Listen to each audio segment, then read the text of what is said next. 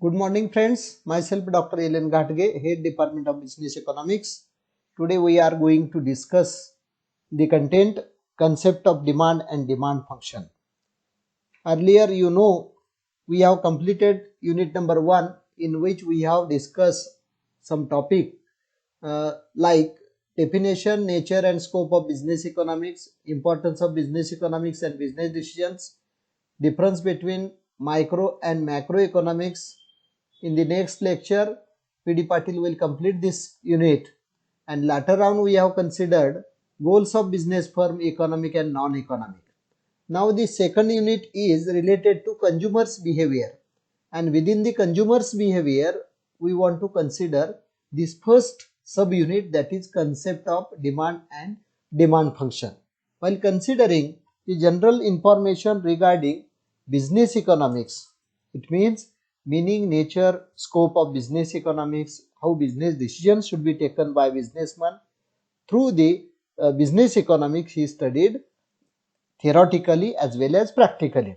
When practically a businessman has to take decisions, he has to take several decisions, and those decisions are related to demand as well as supply, income, as well as some of the other determinants of demand. And for that purpose we may have to consider today what is meant by demand at first, then what is the formula of demand function, how demand function is elaborated. While considering the consumer's behavior, it means we have considered information regarding the business economics as well as business decisions. While starting a businessman has to consider so many economic concepts, and demand concept is one of them. तुमच्या लक्षात आलं का?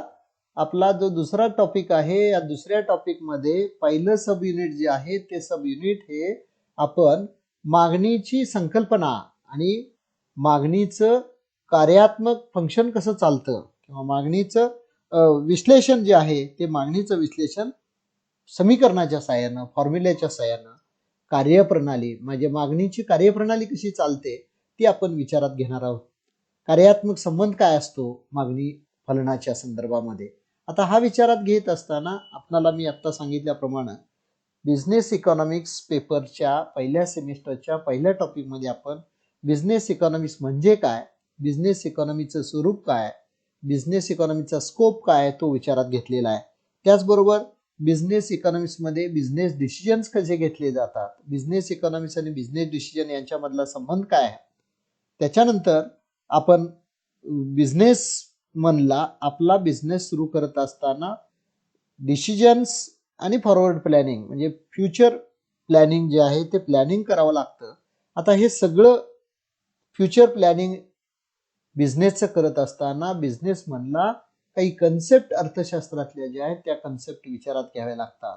किंबहुना the development of business run by businessman is depend upon so many economic concepts, and those concepts should be taken into consideration while developing the business. एखाद्या उद्योग व्यवसायकाला आपला व्यवसाय develop करायचा असेल तर त्याला अर्थशास्त्राच्या विविध संकल्पना आणि त्यांच्यामधला कार्यात्मक संबंध जो आहे तो संबंध माहीत असणं गरजेचं आहे. आणि त्यासाठी आपल्याला एकूणच हा कार्यात्मक संबंध, कन्सेप्ट, डिमांडची कन्सेप्ट, मागणीची संकल्पना आणि त्यांचा कार्यात्मक संबंध हा बिझनेसमॅनला कशासाठी विचारात घ्यावा लागतो, कारण without demand we do not produce anything, and for consideration of demand we must have to consider the consumers behavior. Without consideration of consumers behavior we do not forecasting the demand. म्हणजे मागणीचं विश्लेषण करत असताना ती मागणी ज्या उपभोक्त्यांच्या वर्तनावर अवलंबून असते, म्हणजे उपभोक्त्यांचा दृष्टिकोन काय आहे त्या दृष्टिकोनावरच मागणी अवलंबून असते. आणि म्हणून मागणीची निश्चिती करत असताना किंवा उत्पादन करत असताना उद्योजकाला ग्राहकाकडून येणारी मागणी जी आहे ती मागणी विचारात घ्यावी लागते. आणि त्यासाठी ग्राहकाचं एकूणच वर्तन जे आहे, ग्राहकाचं बिहेवियर जे असतं ते विचारात घेतलं जातं. आणि म्हणून आपण या व्यावसायिक अर्थशास्त्रामध्ये व्यावसायिकाला आपला व्यवसाय वृद्धिंगत करत असताना मागणीच्या संकल्पनेचा विचार करावा लागतो. आलं लक्षात? Now we are going to discuss the concept of demand. All of us know the concept of demand. In practice we may have to use the word demand by all the times. Demand means market. In a simple way, demand means market of services, market of commodity, isn't it? In economics, the concept of demand is willingness to purchase the commodity. Demand means willingness to purchase the commodity at a given price over a time. Again, I quote the definition. Demand means willingness and ability to purchase the commodity at a given price over a time. मागणीचा अर्थ काय? एखाद्या वस्तूची विशिष्ट अशी किंमत जी आहे ती किंमत विचारात घेऊन विशिष्ट वेळी ती वस्तू खरेदी करण्याची जी ग्राहकाची इच्छा असते त्याला आपण काय म्हणतो? मागणी म्हणतो किंवा डिमांड म्हणतो. Demand is a state. Demand is a position of willingness to purchase a commodity at a given price over a time.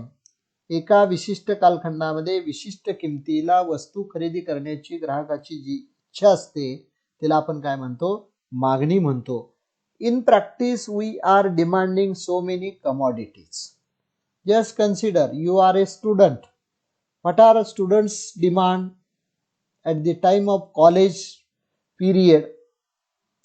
Notebook, pen, as well as school college dress, as well as bus pass.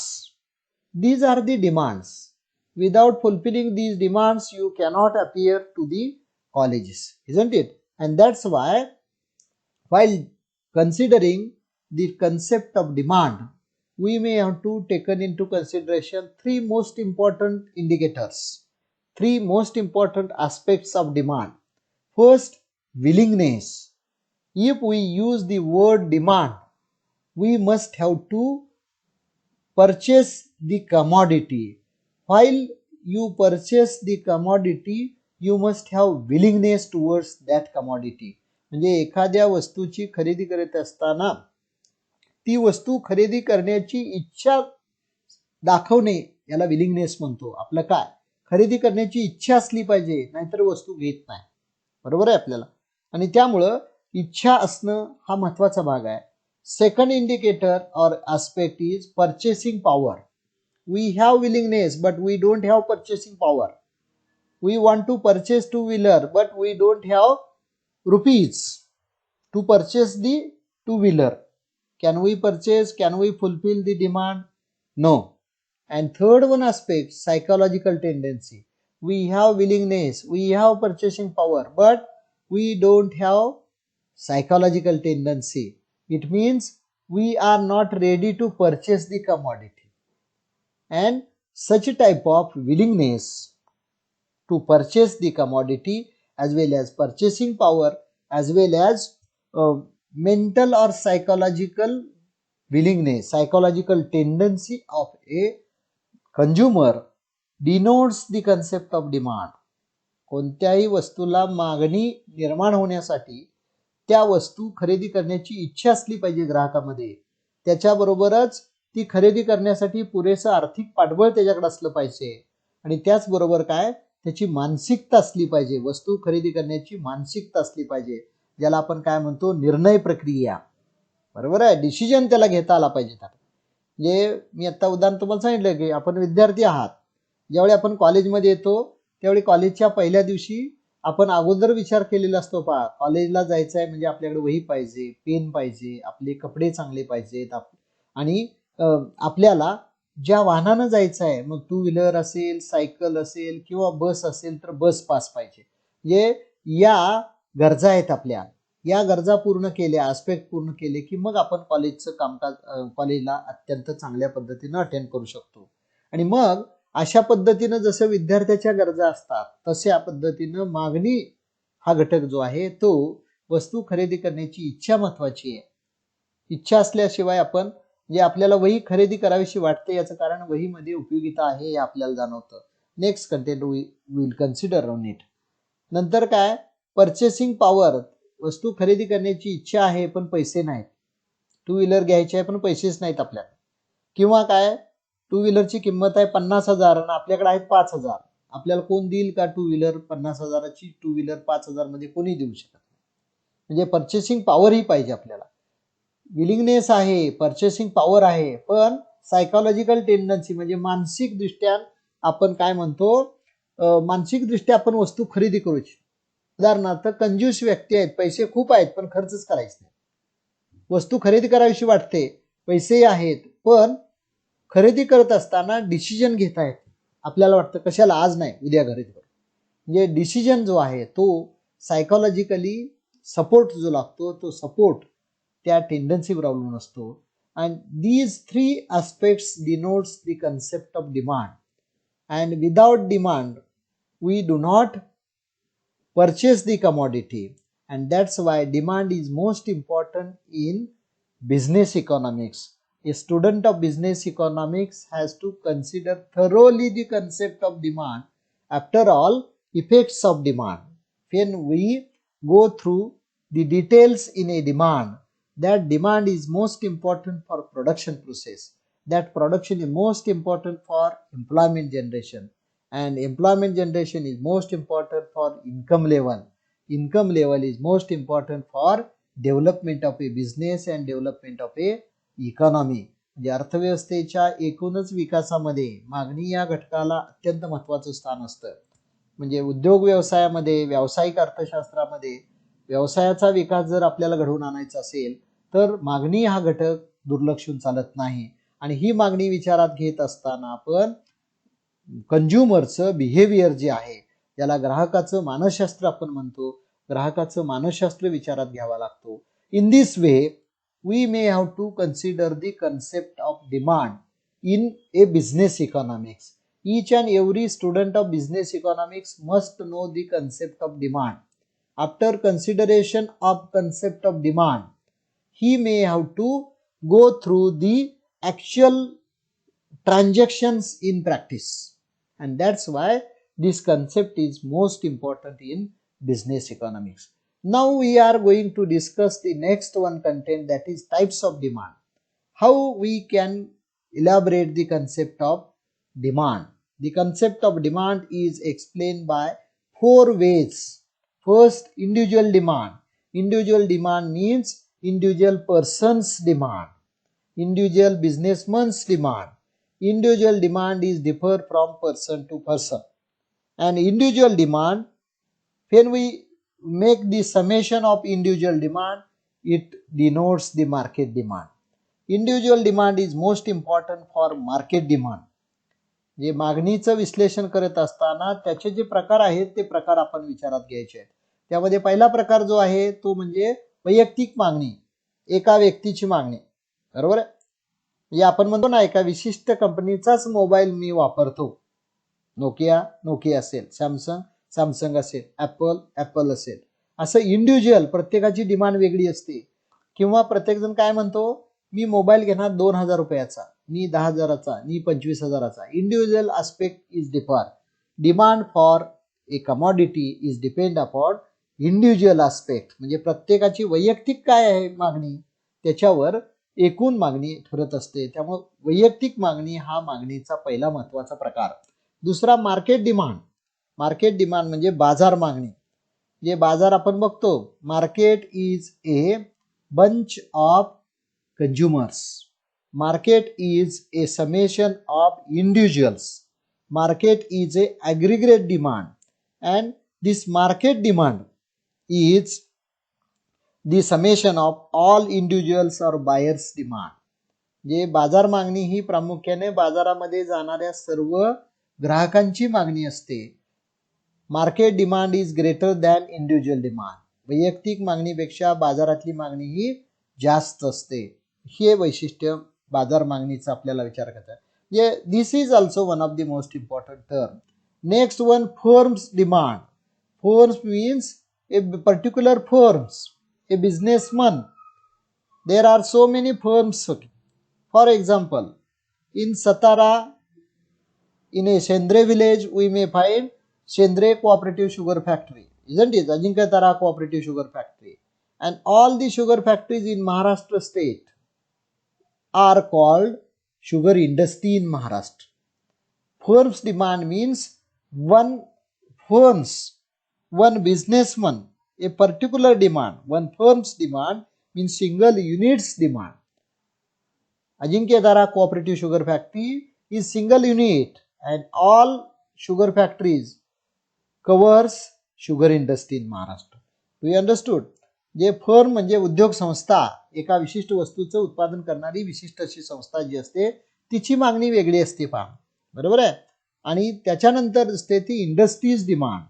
Industry is a summation of firms.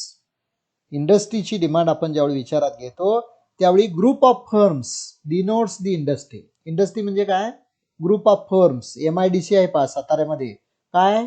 MIDC denotes the group of firms, variety of firms.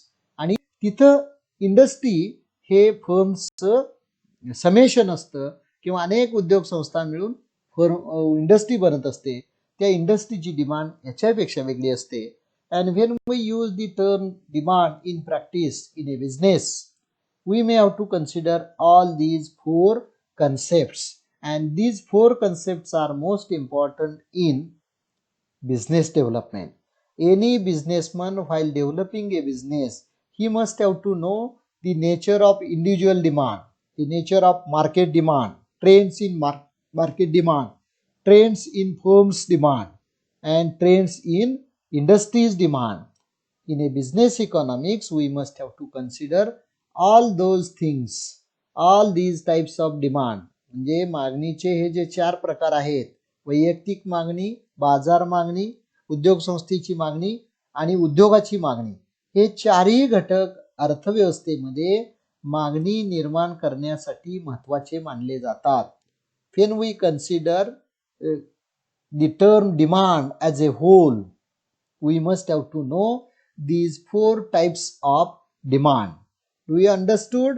Within the today's lecture, we have considered what is the meaning of demand, and later on we have considered definition of demand. Later on we have considered three aspects which determines the concept of demand and types of demand. These are the four types of demand. All these four types of demand we may have to take into consideration for demand function. It means how demand function, formula of demand function is depend upon the variety of these demand related concepts. And when we realize these concepts, on the next lecture we will consider the demand function with a formula. Okay.